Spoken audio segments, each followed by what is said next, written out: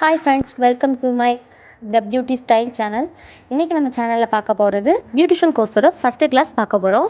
இந்த ஃபஸ்ட்டு கிளாஸில் இன்னையோட டாபிக் என்னென்னா best hair styles for face shape.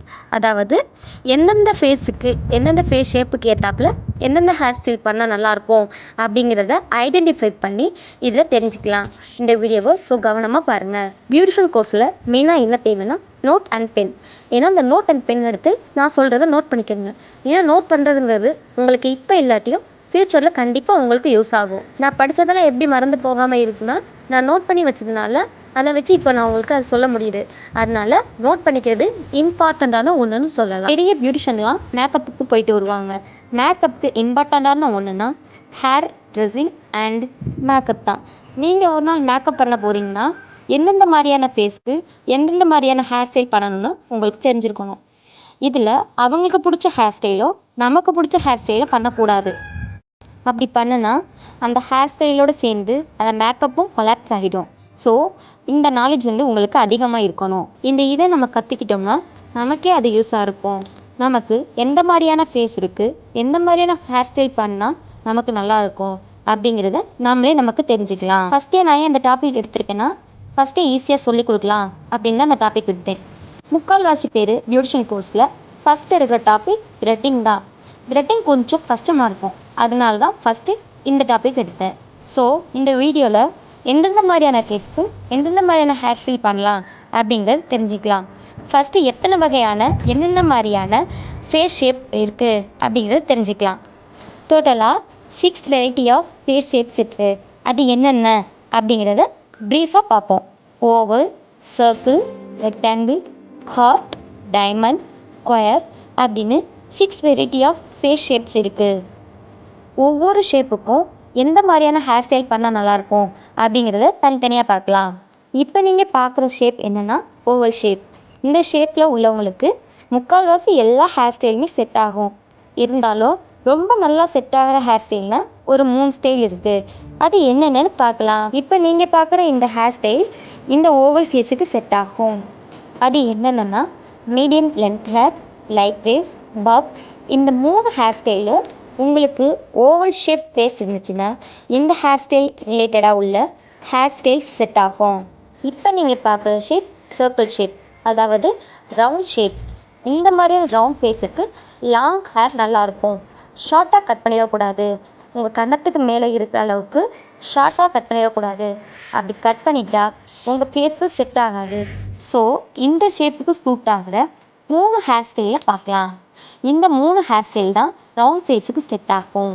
அதாவது long straight hair, long French, long wave ponytail.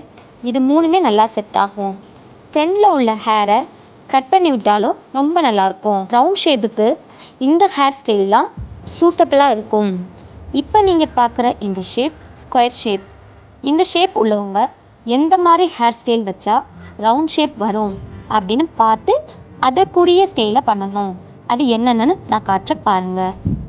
அந்த 3 ஹேர் ஸ்டைலும் இதுதான். மல்டிபிள் லேயர், அதாவது லேயர் கட் பண்ணிக்கலாம். லாங் கர்லி ஹேராக கூட வச்சுக்கலாம். ஷார்ட் சைட் வேவ்ஸ் ஃப்ரெஞ்ச், அதாவது முன்னாடியில் முடியை கட் பண்ணி விட்டு லாங்காக வச்சுக்கலாம்.